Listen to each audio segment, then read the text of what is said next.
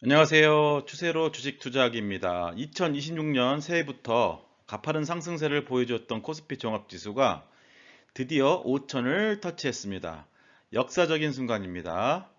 지난해 지난했던 코스피 시장이 저점을 찍고 상승 반전했던 시기가 지난해 4월이었는데요. 지수는 그때 지수는 2,500포인트 정도 됐었습니다. 지금은 그 두 배인 5천이 되기까지 1년이 채 걸리지가 않았습니다. 그야말로 역사에 없던 상승 강도고 역사에 없었던 숫자입니다. 이런 급등을 여러분과 함께 향유하고 있어서 너무나 행복합니다. 최근 들어서 투자를 고민했다가 시간만 보냈던 분들에게 연락이 많이 옵니다. 역사적 고점인데 지금 들어가면 늦은 걸까요? 부담감에 매수를 또 다시 미뤘는데 주가가 더 상승하면 어떻게 될까요? 부담감은 더욱 더 커질 겁니다. 예측과 전망을 버리고 추세를 보고 올라타세요. 하락이 나오면 손절한다고 기준을 잡고 시작해 보세요.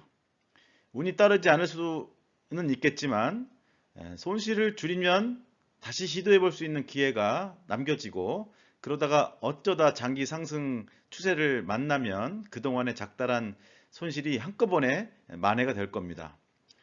이런 마음가짐이 늦게라도 상승장에 발을 담글 수 있는 유일한 방법이 아닐까 생각이 됩니다. 자, 그럼 한 주간 얼마나 주가가 올랐는지 구체적으로 살펴보도록 하겠습니다. 우선 나스닥 종합지수부터 주봉 흐름부터 살펴보겠습니다. 이번 주에도 다소 하락했네요. 그렇지만 하락의 크기가 크지 않았습니다. 50일 이동평균선 밑으로 떨어지지도 않았고요. 약 석 달간 미국 주식은 횡보 중입니다. 50일 이동평균선 밑으로 떨어지지만 않으면 좋겠습니다. 미국 주식아 좀 쉬어라. 국장 오르는데 방해만 하지 말아다오. 그런 마음입니다.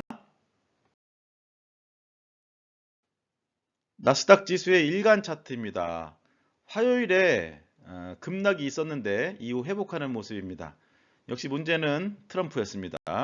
일본의 금리도 한몫했던 것 같습니다. 자, 코스피 종합지수 보겠습니다. 새해 이후 4주 연속으로 폭발적인 급등을 이어가고 있습니다. 이번 주는 3.08% 상승해서 지난주에 비해서 상승폭은 그나마 줄어들었지만 여전히 기세는 대단합니다. 일간 종가로는 5천 이상에서 마감하지는 못했지만 장중에 5,021까지 터치하며 역사적인 기록을 달성했습니다. 지난 연말 두 달간의 횡보를 잘 견디고 새해부터 거래량도 의미 있게 증가하면서 상승을 이어가고 있습니다. 너무 급하게 올랐다라던가 등등의 이유로 걱정하는 사람도 있지만 그보다 더 많은 전문가들은 목표 지수를 더욱더 높이고 있는 상황입니다. 저는 전망할 실력은 갖추지 못하고 있습니다. 오히려 전망이나 예측하면 안 된다고 생각합니다. 지금의 가격을 평가하면 더더욱도 안 되고요. 그러는 순간 장기적인 상승세에서 나올 수밖에 없게 되고 큰 손실을 피해갈 수 없게 됩니다. 필연적으로 실패하게 되는 수순이죠. 추세에 순응하여 대응하는 매매를 한다면 지금처럼 장기적인 상승세에서 불안감이 없이 큰 수익을 확보할 수 있고, 더욱더 중요한 것은 큰 손실도 피해갈 수 있다는 점입니다. 투자 금액이 거대하고 그동안 수익이 많이 쌓인 경우에는 익절 기준을 더욱더 민감하게 해볼 생각입니다. 예를 들면 전고점 대비 5% 이상 빠지면 비중을 절반으로 줄이고 10% 밑으로 더 하락하면 전량 매도하는 기준, 뭐 이런 것처럼요. 예. 그리고 다시 전고점 회복하면 다시 들어가는 겁니다. 들어갈 때는 지금까지 확보된 수익은 원금이라고 생각하고 안정적으로 단계적으로 천천히 조심스럽게 들어가는 것이죠. 이게 말처럼 쉽지는 않습니다. 단계적으로 천천히 들어갔다가 강한 상승이 나오면 일반적인 투자자들은 후회를 하기 십상이죠. 절대 그런 생각을 버리시고 안전한 게 최고다라는 생각으로 천천히 진입을 고려해야 됩니다. 코스피 종합지수 일간 차트도 함께 보겠습니다. 어, 일주일간 하루만 하락했죠. 예, 화요일이었나요? 올해 들어 처음 하락 마감한 유일한 날입니다. 금요일에 마감 지수는 4,990포인트였습니다. 마음 같아서는 5천 이상에서 마무리가 되었으면 하는 바람이 컸지만 그러지는 못했습니다. 5천을 넘어서고 이후엔 5천 포인트가 든든한 지지선으로 작용되는 날이 빨리 오면 좋겠습니다. 자, 우리들이 추천해서 투자하고 또는 모니터링하는 상품을 하나씩 살펴보겠습니다. 먼저 코덱스 200입니다. 종합지수보다 조금 더 올랐네요. 3% 이상 상승했습니다. 올해 들어 16% 이상 수익을 추가했습니다. 지난해 여름부터 적극적으로 매수를 추천드렸었는데요. 단계적으로 추가 매수를 하셨다고 하더라도 50% 이상 수익을 보신 분들이 많습니다. 그동안 경험해보지 못한 이 급등장을 겪으면서 큰 교훈을 한 가지 느꼈습니다.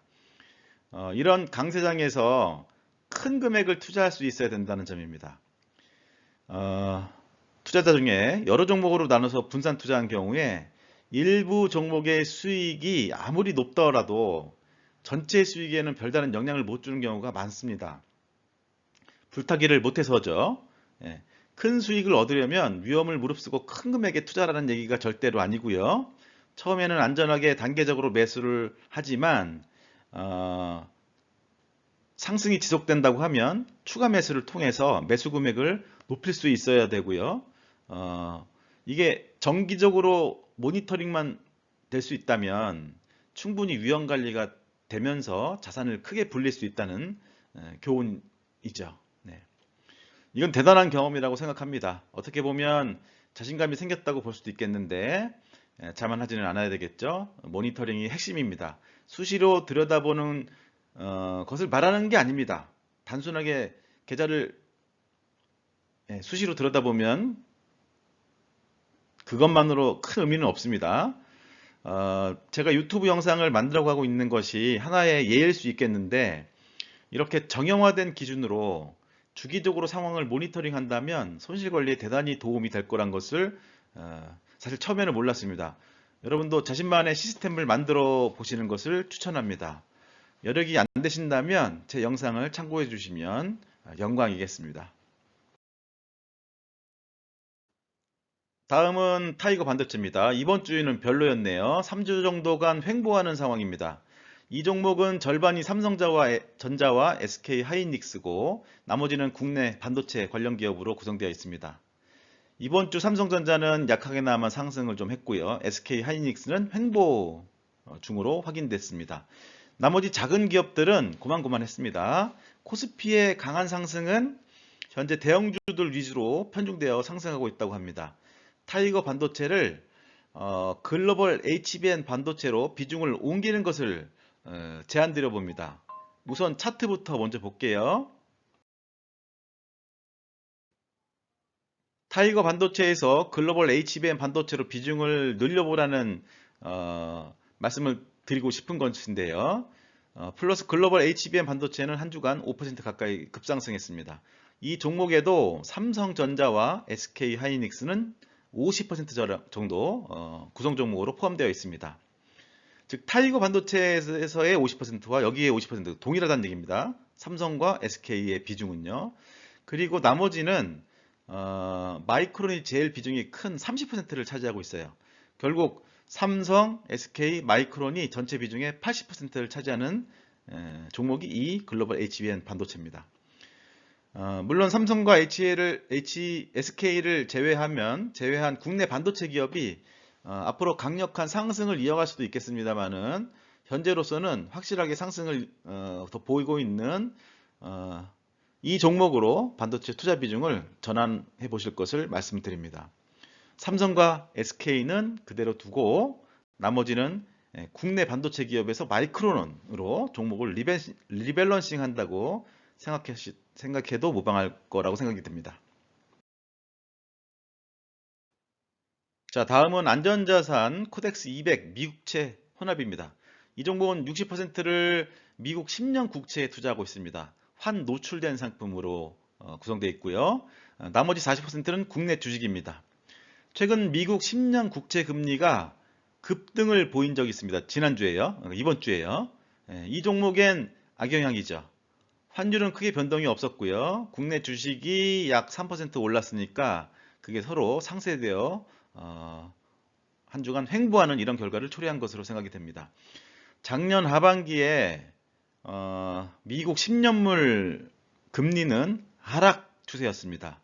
올 초를 기준으로 다시 금리는 반등하고 있어요. 일전에 그런 상황을 좀 말씀드렸고요. 이 종목에 대한 고려를 좀 할 때라고 생각이 듭니다. 국내 주식으로 이번 주는 버텨냈다고 봅니다. 참고로 국내 10년물 금리는 대단히 상승 중입니다. 국내 채권이 별로란 뜻이죠. 미국도 올 초부터는 그렇고, 아무튼 그런 상황으로 종목 교체에 대한 부분을 좀 더 고민을 해보도록 하겠습니다. 다음은 코덱스 로봇 액티브입니다. 3주 전에 진입을 말씀드린 종목입니다. 지난주에 이어서 폭등을 이어가고 있습니다. 주 후반부에 약간 떨어져 있긴 합니다만, 뭐 이 정도야 뭐 미미한 수준이라고 봅니다. 비중을 늘려도 좋을 것 같습니다. 너무 욕심내지 마시기 바랍니다. 비중 늘리는 데 있어서 말이죠. 너무 급등했기 때문에 이런 말씀을 좀 추가적으로 드리는 겁니다. 다음은 코덱스 AI 전력 핵심 설비입니다. 진입을 고려하고 있는 중인데요. 다소 실망스러운 한 주였습니다. 조금 더 두고 보죠. 다음은 타임 K바이오 액티브입니다. 이 상품은 앞에 원래는 지난주까지는 타임 폴리오였는데 자산운용사가 이 브랜드 네임을 좀 바꾼 것 같습니다. 우리는 이제 들어갔다가 손절했죠. 여전히 실망스러운 모습입니다. 한 주간 5%가량 빠져서 전고점 대비 손실폭을 10% 가까이 키워갔습니다. 바이오 업종은 모니터링 종목에서 제외토록 하겠습니다. 전체적으로 정리하겠습니다. 이번 주도 미국 주식시장과 국내 주식은 차이를 보였습니다. 석 달간 횡보 중인 미국 주식은 참고로만 모니터링하고 있습니다. 국내 주식은 급상승세를 유지했고요. 상승폭이 약간 줄어들고 있긴 합니다만 오히려 속도 조절 면에서 더 좋다고 봅니다. 반도체는 삼성과 SK를 제외한 국내 기업이 담긴 타이거 반도체보다는 플러스 글로벌 HBM 반도체로 비중 조정을 적극 추천드렸습니다. 삼성과 SK는 비중이 그대로이고요. 그 부분을 좀 생각해 주시고요. 미국채 혼합은 대한상품을 살펴보고 고민해 보도록 하겠습니다. 여전히 고점을 갱신하면서 상승입니다. 나쁘진 않아요. 그 다음 로봇 액티브는 비중을 늘려보실 것을 추천드렸습니다만은 천천히 속도 조절을 좀 하시라는 말씀을 드립니다. AI 전력 핵심 설비는 아직 들어갈 때가 아닌 듯합니다. 이미 들어간 분들은 당연히 유지하셔야 되고요. 진입을 놓치고 지금 우리가 다시 진입을 고려하는 분들은 관점이 더 달라져야 됩니다. 바이오는 모니터링에서 제외한다고 말씀드렸고요. 자, 주간으로 보고 있는 1개월, 3개월, 6개월 수익률 평균을 기준으로 순위 리스트입니다. 여전히 1위 자리는 플러스 글로벌 HBM 반도체입니다. 수치가 더욱더 다른 것들과 벌어지고 있습니다.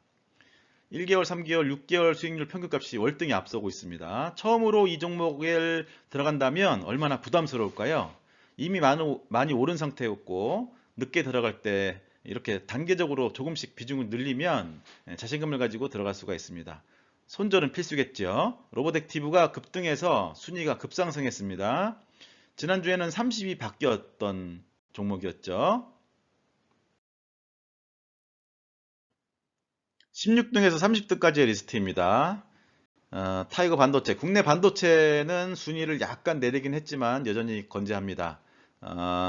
반도체가 메인이고 로봇이 치고 올라온다고 느껴집니다. 1개월과 3개월을 기준으로 수익률 상위권 종목들입니다. 투자에 참고하시기 바랍니다. 코스피 5,000포인트 위로 안착해서 지지선으로 여겨지는 그런 다음 주 한 주가 되면 좋겠습니다. 성공 투자를 기원합니다. 감사합니다.